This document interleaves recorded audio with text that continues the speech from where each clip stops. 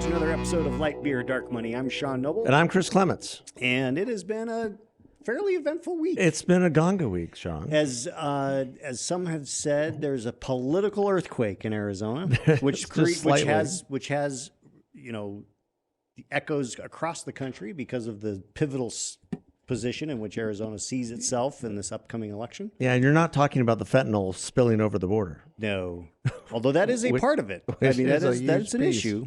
But the Arizona Supreme Court, on a vote of 4-2, made a decision that upholds the original abortion law, which is being described as the 1864 territorial law. What people aren't saying is that this was a law that was actually most recently passed in 1977, signed by Democrat Governor Wesley Bolin. But that's anyway, a good point. That is not being reported in the press. Everyone wants to talk about 1864. In fact, if you were to look at the press, you'd think everybody in Arizona is absolutely, for abortion on demand. Yeah. What for those listeners who haven't been paying attention, just a really quick take on this. So prior to Roe v. Wade being overturned, the legislature passed a bill that said that abortion is legal up to 15 weeks. That was done by Doug Ducey. And Ducey signed it. It was a compromised legislation that got overwhelming support. Yeah. And so that passed. And then Roe v. Wade goes away. And then there's this question, is it the original law that was in place or is it the law they passed? And everyone's why wouldn't it be the law that passed? Well, because there was a clause in the law in 2022 that said... This is good education. If the federal restriction or federal ability goes away, basically if Roe v. Wade is overturned, then we revert back to original law. Yeah. So the Supreme Court really had no choice. I'm a little bit surprised that there was 2 dissenting votes, because I don't know how much clearer legislative intent can be than it's literally written into the law that if Roe v. Wade is overturned, we go back to the previous law. Yeah. Now, but you're not hearing that on the mainstream media. They're basically. I mean, part of it, the court has kicked it back down to the courts. Yeah, and part of it that's what they should do. Yeah, the Supreme. It was the right decision by the Supreme Court because of what the legislation said. Now, should the legislation have said that? But no. Also the Supreme Court, the U.S. Supreme Court, said rightly, I believe, that this is a question of the states. Yeah. It is not a question of the federal government. Right. And that is the law of the land. Right. And so that's why you're going to have this confluence of different laws and whatever going from different law in Alabama than you have in California. And that's why people forget that we have the concept of federalism. Yes. Is that states are the ones that have the bulk of the power and authority over laws. And Congress has taken a lot of those over the years. Obviously, there's been a huge overreach by the federal government. That's a series of podcasts.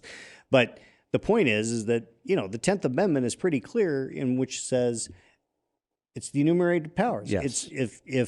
If it's not talked about in the Constitution, then it belongs to the states and the people. And the problem with Roe v. Wade was that abortion was nowhere in the Constitution. Right. It was a made-up right, quote unquote. Yeah, and so it was with made-up parameters. The trimester system that became like it was completely made up by justices. It was fabricated out of thin air. Yes. It was law that was fabricated out of thin air, and so the U.S. Supreme Court was right to overturn Roe v. Wade because of. And the whole push the issue to the states. Back to the states. So California can have their version and Arizona can have their version. And it just so happens that Arizona's version, as of right now, is a pretty restrictive version. It is. It is no abortion other than to save the life of the mother, period. Now, that is about as restrictive as you can get. Yep. And so there are many legislators who are saying, well, that's not what I voted for in 2022, and others are saying, well, that is what you voted for because it has this clause. Well, they didn't necessarily. They never believed that Roe v. Wade would be overturned. That's the nature of it.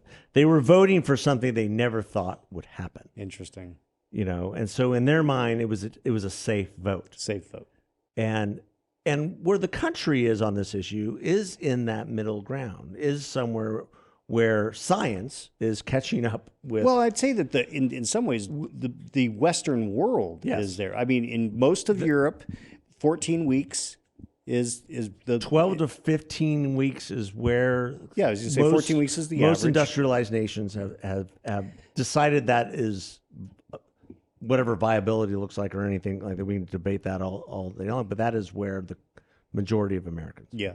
So what faces the legislature is to do nothing, which is what they decided to do yesterday. Well, they Matt Gress, a Republican representative in Central Phoenix, introduced a motion on a bill that a Democrat legislator had that was just a clean repeal. Yeah, and other Republicans made a motion to adjourn, and they adjourned. They didn't want to, and then Speaker Toma put out a statement saying, look, we got to take a breath. This decision just came down. Let's talk to our constituents. Let's talk to each other. We don't have to rush this. The court did give a 14-day window for, things. And then there's also something else in law that says nothing would happen for 45 days after the court, made its ruling. So it's meaning that after the 14 days. So we're really, 2 months before anything can, and then if they do a repeal, it doesn't take effect until 90 days after the legislature. So there's no reason. So basically what you're saying is nothing has really changed as of today. Right. And then the Attorney General has also said, the State Attorney General has also said, nothing is changing because I'm not going to enforce it. Because she's not going to enforce it. And the Governor Katie Hobbs has done an executive order wet dish saying rag that she is. Saying that she, that county attorneys are prohibited from prosecuting on this without the AG's approval. So nothing's going to change in the immediate future. Now, what may change? I'm not quite sure that she can dictate that. But. That should be tested. Somebody should test that. Somebody should. But here's my takeaway. Be that as it may. So there is going to be a ballot initiative on our November ballot called the Abortion Access Act. And that is pushed by the Planned Parenthoods and, pro-abortion folks. And it allows abortion up to 24, I think it's viability, but that's seen as 24 weeks for any reason. After 24 weeks, it can be health of the mother, rape, incest, health, and mental health of the mother, and you don't have to have an actual doctor prescribe a mental health exception. Yeah. So a lot of people say this just goes too far. You can drive a Mack truck through that. It's basically abortion on demand anytime. Now, if everything stays the way it is, then it is a binary choice, either totally restrictive except for life of the mother or totally unrestricted. And my guess is that if that's the binary choice, the Abortion Access Act passes overwhelmingly. Yeah. 65 plus is my guess. So I think that legislators, people in the pro-life community, probably will come to a recognition that something needs to be done, because if that's the binary choice, they're going to lose that initiative. Well, and people will lose all the way down ballot on this. It could well. Yes. If there's they don't fix this, then this does put the legislature at dire risk. I mean, Kamala Harris is coming out here to do a campaign event about it. The Biden campaign is going to start running ads like tomorrow on this issue. The Democrats are going to lean in hard. Yeah. On this issue, because it's now Arizona is the most restrictive of any state in the nation, with total ban except for life of the mother. Yeah, there's no other state that's more restrictive than that. But will the Republicans in the legislature actually have the wherewithal to move forward? I think like that? They showed yesterday that they don't. Well, they used a procedural motion to stop it. I think that at the end of the day, and will Katie Hobbs sign it? Yes. So this or the politics so disruptive and disgusting. You were on going this issue. right to where I was yesterday. I mean, I don't think Katie Hobbs signs it. Okay, so I think even if they were to pass it, the Democrats are going to use this as a club. well, Or I should say, I pro-abortion people. posited that theory to some folks yesterday. Now, Katie Hobbs did call for a repeal, and the Democrats have all said they're going to repeal. But then does the 2022 law then take effect? Yes, the 15 weeks. The 15 weeks becomes the operative law. So I thought, well, look, if I'm the Democrats, this is very bad for Republicans. Yeah. Why wouldn't I just leave it out there, hanging it out there for them to be hung by their own petard, so to speak? And, so I was like, doesn't Hobbs veto it? No Democrats vote for it, so it doesn't even get out of the legislature, because we know there's Republicans who won't vote for it. Yeah. And everyone I've talked to, Republican, Democrat, policy guys, everyone I talked to yesterday, almost to a person, was like, well, the Democrats really couldn't stand to not vote for repeal. They are so identified with this issue. And I was like, yeah, but they can say, we're more likely to get the Abortion Access Act passed if there's not a 15-week alternative, if the alternative is nothing. Exactly. But apparently, I'm wrong about that. Okay. Well, so we'll see. Yeah, I mean, we'll see. it's a good question, because there definitely are pro-life legislators who are, despite what it would mean, they will not vote to repeal this. Yeah. Because they are truly they are 100% pro-life. And what they fail to realize, and this is what I say to Republicans who lean pro-life, are pro-life, lean pro-life, have pro-life, I am pro-life, whatever. If you don't fix this, then the Abortion Access Act will pass Overwhelmingly. and because people won't really care to know what's in it. It's either nothing or it's something. Or nothing. And they'd rather have something. Exactly. They don't care whether how. I mean, if given the binary choice, like you said, they won't care. With that choice, they could pass infanticide. It comes close. It does come close, but they literally could. Close. They could write that making into us that. more like California. Yeah. And those are the extremes that people are just not.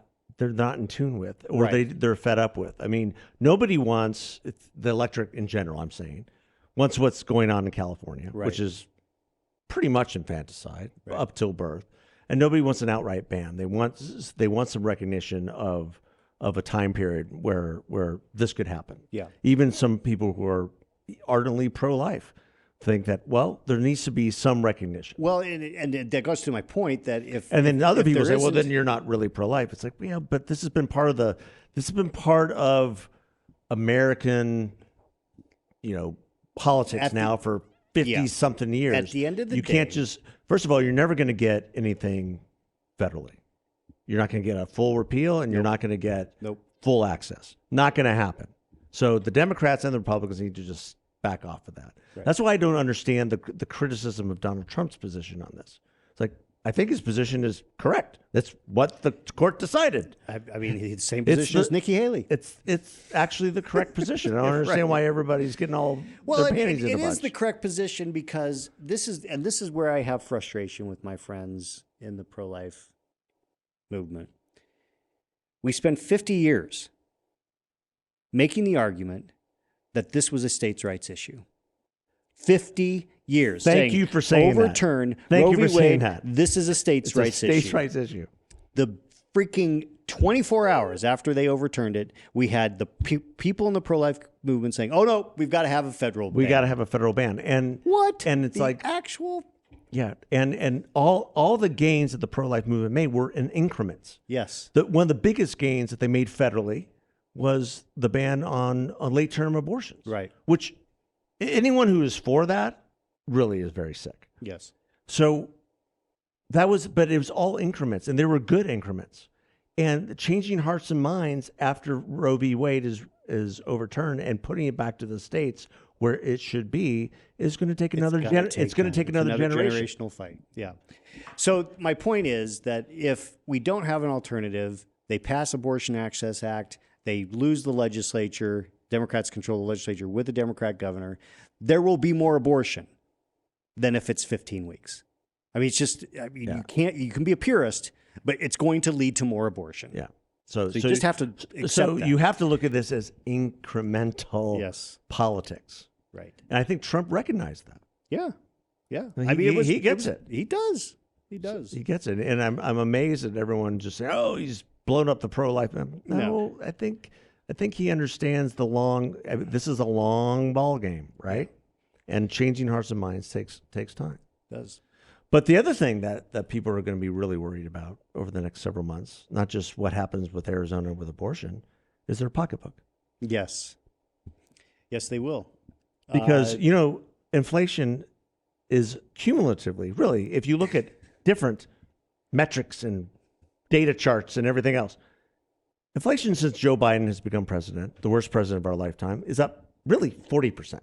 Yeah, it's anywhere between 20% if you look at certain metrics and 40% for certain things. I mean, and that's the thing is that housing 40%, right, and gas is up 20% since January 1. Insurance is up 28%, I think it is. Car repairs up 22%. I mean, this childcare up like 40%. Food. The things that people do. No, on we a don't want to daily count basis. food. Right? No, we can't count food. We can't count food and gas, which is basically what people live on. I mean, No, because we want everybody driving electric. Right.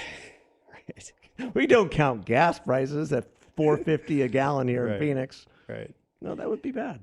And speaking of, so it's still the economy, stupid. At the end of the day. Well, the economy and look. This is there are going to be big issues. The economy is a huge one. Immigration, the border issue is continuing to be a problem. And Biden's not going to do anything. Well, the word yesterday was that he was looking at something, maybe doing something contemplating by the end of April. Was that coming out of his cue cards? Did his cue cards tell him to contemplate something with regard to the border? Maybe. Yeah. Did you see that press conference yesterday? I did. With the Prime Minister of Japan? Yeah. It's turn cue card. Yeah. So I'm making that up, but not surprising. I mean, it's not far off, but there are so. I mean, we talked about this months ago. Whatever you think's going to happen, we don't know. It's not going to happen. And anyone who says that they know what's going to happen is lying. They don't, because I am still of the opinion that Biden won't be the nominee at the end of the day on the November ballot. I heard today. But maybe they think the abortion issue. I think it's going to give them much. a spark of light for a minute until the economy crashes. And then you're going to people are not going to care. The thing to watch for on the economy is credit card debt and people starting to default on that credit card debt. Credit card debt, commercial vacancies and debt, accelerating. It's and the Fed not pulling anything back. The Fed is not. They have no incentive to. Yeah, we're now months away from the Fed doing any kind of easing. So, boy. Yeah, what a wonderful world we live in. And then there's Israel. Yeah. And Russia. And Ukraine. Yeah. And Taiwan. And what a mess. There's so much that's going to happen. I mean, I think we are there. There's likely. And don't forget the October surprise. Wonder what that will be. Well, I mean, it might happen anytime. It could be the August surprise. Yeah. So Iran is making noise about attacking Israel. Yeah, that's a bad idea. This is going to get ugly fast. Israel has been absolutely careful. I agree with actually Donald Trump on this. They should have gone in hard. They should have gone in fast. They should have gotten out quick, and leave the UN and the US behind. Maybe because the more time they took, the more public opinion and the Hamas PR machine because kicked into gear. It's taken this long because they are trying to minimize. They're trying to minimize casualties. And the problem is that they're never really going to do that because Hamas uses civilians as shields. I mean, it's just so they're always going to be Hamas is a genocidal civilians. Terrorist organization. And did you see Hamas? We should accept that. Hamas. The word is Hamas can't agree to the ceasefire because all the hostages are dead. Because they don't have enough alive hostages. They're all dead. And anybody who doesn't think that they are, you think they're all dead? I think they're all dead. Oh my God! I think they're all dead, and that's why I think Israel should regroup and go in hard and fast. That's horrific. And if Iran attacks Israel, that's a bad idea for Iran. Oh, Like a really bad idea. yeah. I mean, if they start shooting missiles at that's a bad idea. Israel knows every ounce of everything that they have. Yeah. It'll be gone in a minute. Yeah. Well, I think we've run out of time. Well, because Robin's been so nice to let us banter. All right. Well, Well, we can talk more about week. that next week with a couple special guests. Yeah, we'll be on tap. So All right. look for that. God bless. Thanks, everybody.